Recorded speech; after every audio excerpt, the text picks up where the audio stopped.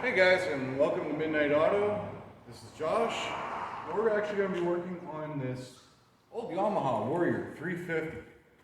Now, what we've got here is a four-wheeler that has sat around for a long time. I mean, to the point where it looks like one of those poor animals in a Sarah McLachlan commercial there, you know. She got left alone for quite some time, and it's not good. So, what you didn't see off camera is me going through the diagnosis on it. There's a little spacer in between the side of the block and the carburetor that had dry rotted to the point where it had cracked and split, and it was vacuum leak all the way around. Which is something you always want to check on a four-wheeler. It's been sitting, obviously, make sure it cranks over, make sure it's got oil, all the basics, spark, fuel. Which in another case, I pulled the float bowl off the carburetor and I found that we had ran into green fuel. Not necessarily originally like that, but it developed that. And that's what happens when you leave ethanol fuel in a vehicle for a long time. Luckily, it didn't corrode the inside of the carburetor and it was still liquid. It was just horrendous. Like green, algae, nastiness. So I blew that out, cleaned out the carburetor, and I'm going to bring you along for me putting it back together because who doesn't want to see a four-wheeler run? And I'll even show you proof of life. We're going to take her for a ride. So stay tuned. Have some fun. Alright guys, so I'm bringing you in here, and I already have the old manifold off, and we've got the shiny, fancy new one here, which, believe it or not, was fairly easily acquired on eBay for, I think, a blistering $9 change. So for some of these wheelers, it's really not that expensive to get them back out and going again. I'll be happy to see this one running. So this one, of all the nice things, they give you brand new hardware and everything. So we are going to go with that. And I'm going to get in here. I'm going to get this guy lined up. It's pretty simple process, honestly, on these things. Ain't much to them. I started off working on cars by working on lawnmowers, ATVs, and four-wheelers. So this is familiar territory for me, and I kind of wanted to bring you along to see, you know, if you got a wheeler sitting in your backyard, a four-wheeler, a quad, depending on where you're at in the world, what you want to call it, that, I mean, unless it's thrown a rod or done something absolutely horrible, really bringing them back ain't that hard. Just clean out a carburetor, make sure it's got plenty of lubrication, and you may have to replace a part or two, like this one here. That rubber manifold had cracked all the way across to the point where it was just doing nothing but becoming a giant vacuum leak. You weren't actually getting air coming through the carburetor. So we replaced this guy here, get everything tightened down. I even have the battery hiding off camera here charging. And the battery's been sitting as long as this four-wheeler has. This thing's got moss and lichen. It's got tons of pine needles in it. Like I told you, it was neglected. I even went through and pumped some grease into the rear axle there to make sure the bearings are fine. It must have took half a tube before I started getting grease squirting out. So she needed a little bit of love. And hopefully, once we get her going, the owner will be able to enjoy it. But I'm going to go grab an Allen head socket so I can tighten that down, and we'll be back. So I just wanted to grab a handful of the right stuff. Showing you guys here, I'm not working with anything super fancy or high tech.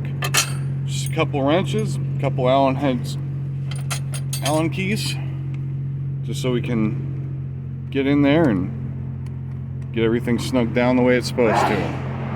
Kind of want to show you, it doesn't really take anything fancy to do this job.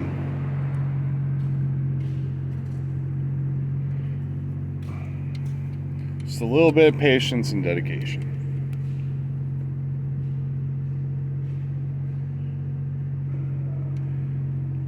Alrighty, so we got those guys snugged down.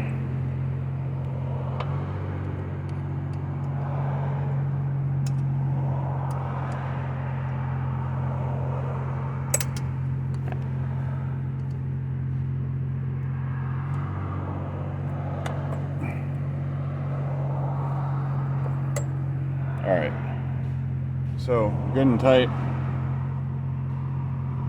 there.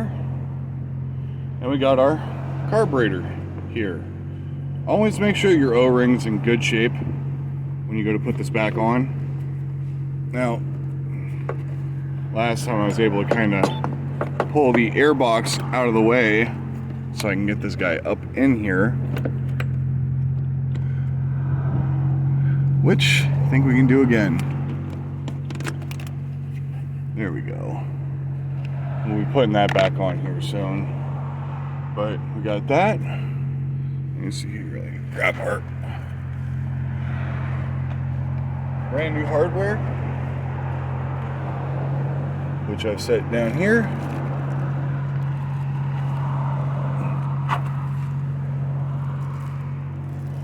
And we're actually going to do this the right way. We're going to put proper flat washer in there, if it'll accept it, which it doesn't. So we're at least going to use the lock washer, because this is something that vibrates a lot, and you want to make sure that all your fasteners stay exactly where you intend them to be. And also too, I promise you guys, I got a better camera coming soon, so we can do a little bit more professional grade filming here, because I know I'm learning this and you guys are helping teach me along the way. I actually have several good friends who are taking the time to show me some things, because I want to be able to teach you. I want to be able to teach you in the best way possible. So we're going to try to at least get in there and get our lock washer on it.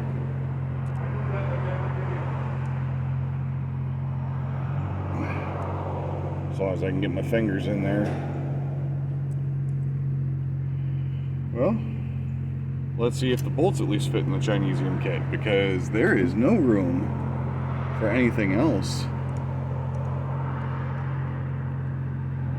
Hopefully at least they left me room for the bolt, you would think.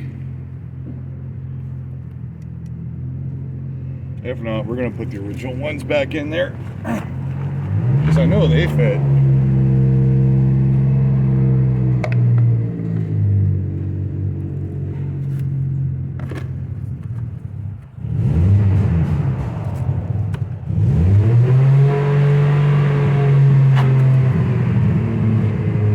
And remember, like I told you in a past video, always, always, always put your hardware where you remember where it's at, because sometimes it comes in handy.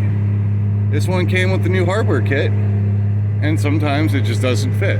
So we are going to reuse the old nuts, because I think this aftermarket manifold is just slightly different enough that we're going to have to retain the original hardware. But it fits, so I'll bring you back in once I get everything tight. Alright guys, so I just got that carburetor mounted. I got the fuel turned on so the float bowl can start filling up. If I want to bring you along with me and show you, when I say this thing is sat for a while, this is what we get when we look in the battery box, the air cleaner. See the moss and lichen built up on it. These tires here, they're fine. We're not going to worry about them cracks. But I wanted to show you guys, this thing genuinely has sat under a tree for years upon years on end, and I'm just doing a little work cleaning it up, get it running again here. So I'll bring you back in a second and we'll get everything blown out, that way we can put the air cleaner and the battery back in. Wanted to show you guys some proof of life. We got proof of life. He runs fantastically. So this is Josh from Midnight Auto. I'll see you guys in the next video. Like, share, and subscribe, and have a wonderful day.